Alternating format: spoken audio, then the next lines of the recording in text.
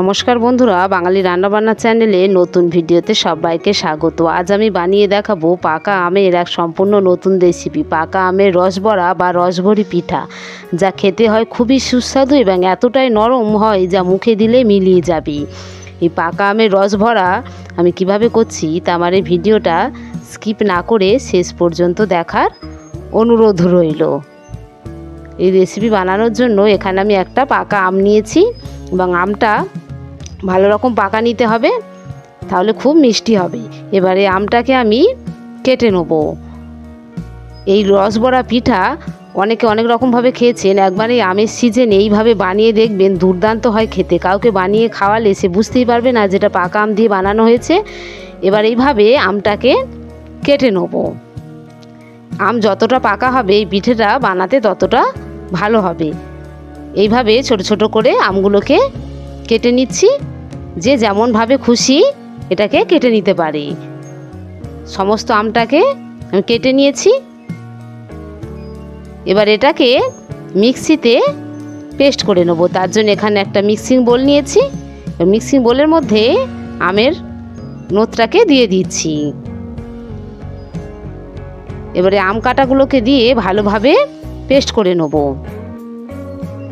ভালোভাবে পেস্ট করা আমার হয়ে গিয়েছে। খুলে দেখাচ্ছি, দেখুন কেমন পেস্ট হয়েছে। আমে কিন্তু কোনো রকম জল আমি দিইনি।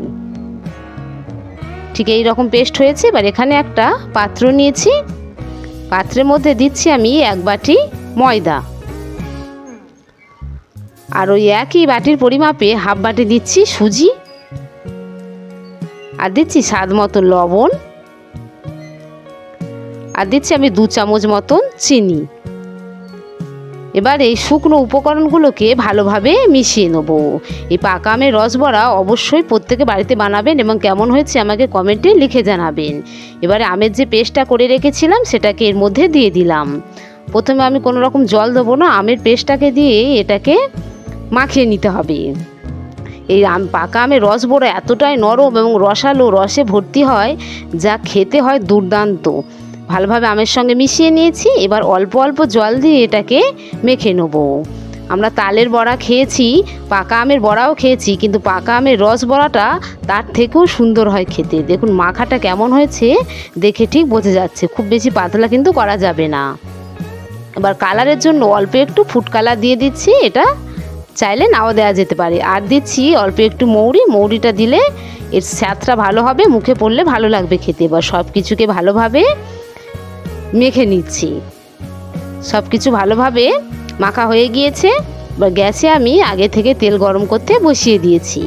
তেলটা ভালোভাবে গরম হয়ে যাওয়ার পরে গ্যাসটাকে একটু কমিয়ে দিয়েছি। এবার অল্প অল্প করে বড়ার আকারে ভেজে নেব। গ্যাসটা এই সময় খুব বেশি বাড়ানো থাকলে তাহলে গাটা পুড়ে লাল হয়ে যাবে। অল্প অল্প বড়া দিয়ে এগুলোকে উল্টে পাল্টে লাল করে ভেজে নিতে হবে। এইরকম নতুন নতুন রেসিপি পেতে যদি আমার চ্যানেলে নতুন হয়ে থাকেন চ্যানেলটিকে একটা লাইক সাবস্ক্রাইব করে রাখবেন, তাহলে পরবর্তী নতুন ভিডিও সহজে আপনাদের কাছে পৌঁছে যাবে। লাল লাল করে ভেজে তুলে নিচ্ছি। কতটা মুচমুচে হয়েছে তা দেখেই বোঝা যাচ্ছে। এই পাকা আমের বড়াগুলো এমনিও খাওয়া যেতে পারে, যেহেতু আজ আমি রস বড়া বানাবো তাই এগুলোকে আমি রসের মধ্যে দেবো। এগুলো খুবই নরম হয় খেতে। সব কটা ভাজা হয়ে গিয়েছে। এবার কড়াটা পরিষ্কার করে আবার গ্যাসে বসিয়ে দিয়েছি। এবার এখানে আমি দিচ্ছি 1 বাটি জল।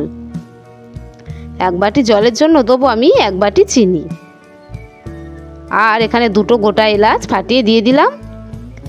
এবার ভালোভাবে নেড়েচেড়ে চিনির শিরাটাকে জাল দিয়ে নেব।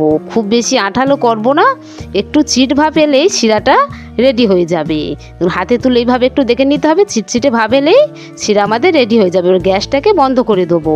এবারে গরম শিরার মধ্যেই ভেজে রাখা বড়াগুলোকে দিয়ে দেবো। বড়াগুলো হালকা একটু গরম আছে আর চিনির শিরাটা একদম গরম। এটার সঙ্গে বড়াটা দিলে খুব সুন্দর চিনির শিরাটা এর মধ্যে ঢুকে যাবে। এটাকে ঢাকা দিয়ে 30 মিনিট আমি এইভাবেই রেখে দেবো।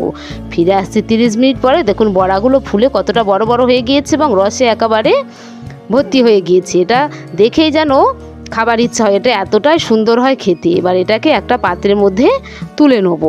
কতটা লোভনীয় হয়েছে তা দেখে বোঝা যাচ্ছে। অবশ্যই রসবড়াগুলো প্রত্যেকে বাড়িতে বানাবেন। হয়ে গিয়েছে আমার রসবড়া রেসিপি। ফিরে আসছি পরবর্তী নতুন ভিডিও নিয়ে।